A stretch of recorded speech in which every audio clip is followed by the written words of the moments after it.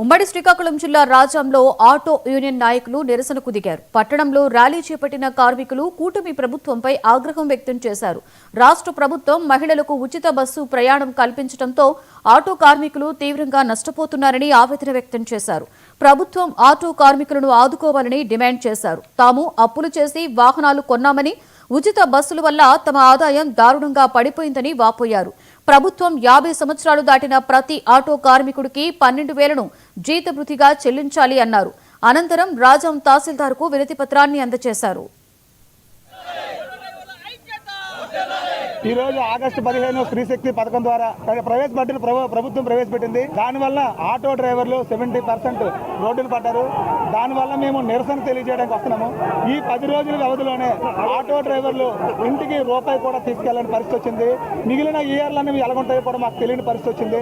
అయితే మా ఆటో డ్రైవర్లు రోజు ఆవేదన చూసి, ఆక్రందన చూసి మేమందరం కలిపి ఎటువంటి పార్టీకి లోబడి కానీ, ఎటువంటి వేరేలతో మాట్లాడడం కానీ కాకుండా మా ఆటో డ్రైవర్లు మాత్రమే స్వచ్ఛందంగా వచ్చి మా యొక్క బాధను తెలియజేయడం కోసం మాత్రమే ఈ నిరసన ర్యాలీ తెలియజేస్తున్నాము.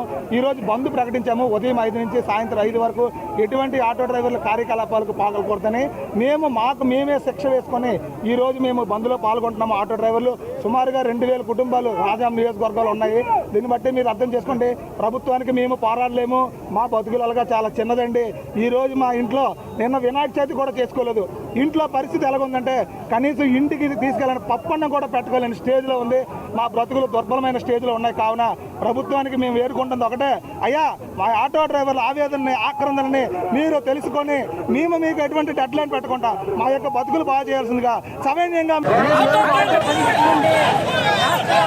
మహిళలకి ఫ్రీ ప్రయాణం అని చెప్పి ప్రకటించింది. దీన్ని మేము ఆటో వర్కర్లుగా స్వాగతిస్తున్నాం. అయితే ఈ రాష్ట్రంలో వేలాది మంది ఆటో కార్మికులు ఈ పథకం ప్రవేశపెట్టిన తర్వాత ఉపాధి అవకాశాలు పూర్తిగా కోల్పోయే పరిస్థితి, ఉపాధి కోల్పోయి వేళ ఆటో కార్మికులు ఇంటికే పరిమితమైన పరిస్థితి వచ్చింది.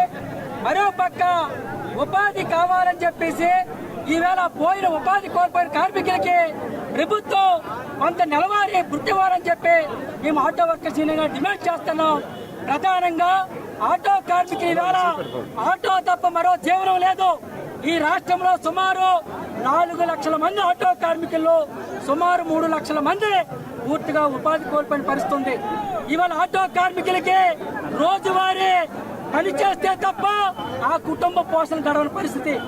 ఈవేళ ఆటో కార్మికులు తమ వాడుకునే బ్యాంక్ అప్పులు కానీ, లేదా ఫైనాన్స్ కంపెనీల నుండి వాడుకునే అప్పులు కానీ ఇవాళ కట్టలేక గత 15 రోజులుగా ఆటో కార్మికులు తీవ్రంగా